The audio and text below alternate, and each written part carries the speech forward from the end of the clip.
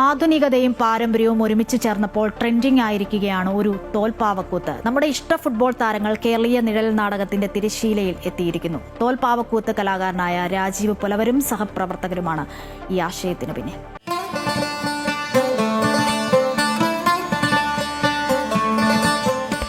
തിരശ്ശീലയ്ക്ക് പിന്നിൽ രാമനും ലക്ഷ്മണനും സീതയും ഒക്കെ എത്തി രാമായണ കഥകൾ പറഞ്ഞിരുന്ന തോൽപ്പാവക്കൂത്ത് ഇന്ന് എത്തി നിൽക്കുന്നത് കാൽപന്ത് കളിയുടെ കഥ പറയാനാണ്.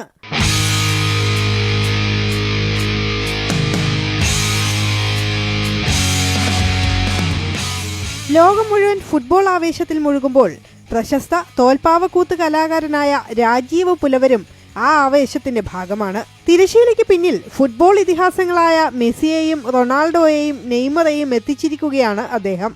പുരാണ ഇതിഹാസങ്ങളിലെ നായകന്മാർക്കും ദേവീദേവന്മാർക്കും മാത്രം മാറ്റിവെച്ചിരുന്ന കൂത്തുപന്തലിലാണ് ഇപ്പോൾ മെസ്സിയും കൂട്ടരും നിഴലുകളായി കളം നിറയുന്നത്. ലോകം മൊത്തം കാൽപന്തിന്റെ ചൂട്ടിലേക്ക് ഓടിക്കുന്ന സമയത്ത് എന്തുകൊണ്ടൊരു അനുഷ്ഠാന കലാരൂപത്തെ പുത്തൻ ആവേശത്തോടു കൂടി പാവകളിയെ ജനകീയമാക്കുക എന്ന ഉദ്ദേശത്തോടു കൂടിയാണ് ഇത്തരം ആശയം ഞങ്ങൾ പങ്കുവെച്ചത്. ഞങ്ങളിതിന് മുന്നേ ചെയ്ത ചെറിയൊരു വീഡിയോയിൽ നിന്നാണ് ഞങ്ങളുടെ നാട്ടിലുണ്ടായിരുന്ന കുറച്ച് പയ്യന്മാർ ചേർന്ന് നമ്മുടെ ടീമിലുള്ള 2-3 പേരുടെ ആശയമായിരുന്നു. ആദിത്യനൊക്കെ ഒരുമിച്ച് അവരുടെ നാട്ടിലെ പയ്യന്മാർ പറയുന്നത് നിങ്ങൾക്ക് എന്തുകൊണ്ട് ഇതിനൊരു ഫുട്ബോൾ കളിയുടെ ഒരു ആവേശം ചെയ്തുകൂടാ എന്നൊരു ആശയം പങ്കുവെച്ചു.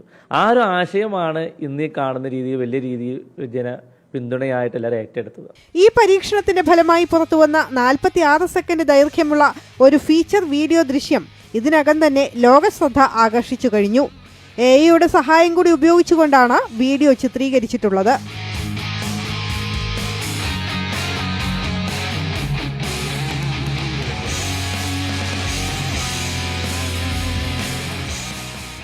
നമ്മുടെ രാജീവ് സാർ നമ്മുടെ ഒരു പ്രഷ്യസ് ക്ലയൻ്റ് ആണ്. അപ്പോൾ അദ്ദേഹം ഇങ്ങനെ ഒരു ആശയം പങ്കുവെച്ചപ്പോൾ സത്യം പറഞ്ഞാൽ വളരെ ഒരു കൗതുകമായിരുന്നു. കാരണം പുതിയൊരു സംഭവമാണ്. കാരണം നമ്മുടെ രാമായണ കഥ മാത്രമാണ് നമ്മൾ തോൽപ്പാവക്കൂത്തിലൂടെ കണ്ടിട്ടുള്ളത്.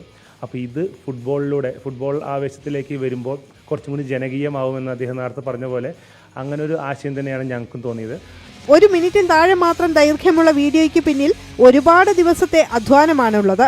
ഫസ്റ്റത്തേൽ നമുക്ക് കുറച്ചും കൂടി വിഷ്വൽ ആഡ് ചെയ്യാൻ പറ്റുമെന്നൊക്കെ ചോദിച്ചിരുന്നു. അപ്പോൾ അതും കൂടി ആഡ് ചെയ്തിട്ട് രണ്ടാമത്തെ ദിവസം നമ്മളൊന്നുകൂടി വേറെ ചെയ്തപ്പോഴാണ് അത് ഇത്രയും സക്സസ് ആയത്. രാമായണ കഥകൾ പറഞ്ഞിരുന്ന തോൽപ്പാവക്കൂത്ത് ഇന്ന് ഫുട്ബോൾ ഇതിഹാസങ്ങളുടെ കഥ പറയുമ്പോൾ അത് ഒരു കലാപരീക്ഷണം മാത്രമല്ല, പാരമ്പര്യത്തിനും ആധുനികതയ്ക്കും ഇടയിലെ മനോഹരമായ ഒരു പാലം കൂടിയാണ്. ലോകകപ്പ് ആവേശത്തിനൊപ്പം കേരളത്തിന്റെ സ്വന്തം നിഴൽ നാടകം കൂടി ലോകശ്രദ്ധ നേടുകയാണ്. അമൃത ന്യൂസ്, പാലക്കാട്.